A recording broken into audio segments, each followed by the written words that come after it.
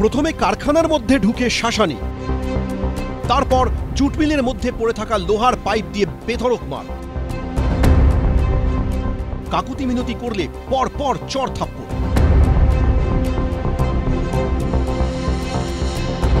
তারপর কারখানা চত্বরে পড়ে থাকা লোহার যন্ত্রাংশ তুলে ধরে আবার মার।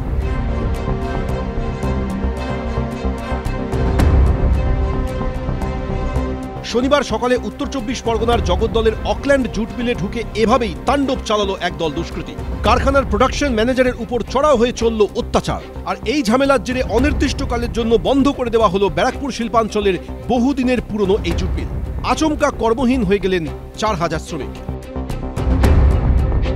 কন্ট্রাক্টর এসে বললো যে মিল বন্ধ হয়ে যাচ্ছে, আপনারা বেরিয়ে যান। আমাদের বললো, আমরা এখন বন্ধ করে বাড়ি আছি। বিজেপির অভিযোগ, তৃণমূলের একাংশের তোলাবাজির ঘটনাকে কেন্দ্র করেই অকল্যান্ড জুট মিলের ভিতরে হামলা চালানো হয়।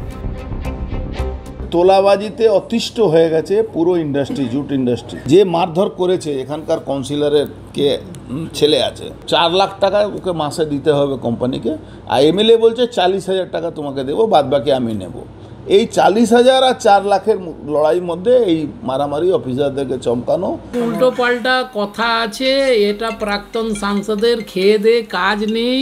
এই যে ছেলেগুলো যে মজদুর ভবনে থাকছে, যে মজদুর ফোনে লুকিয়ে থাকছে, ওই সবগুলো বেরিয়ে মিলের মধ্যে ঢুকে সে ঝামেলা করছে। এইসবই তো ওর কাজ।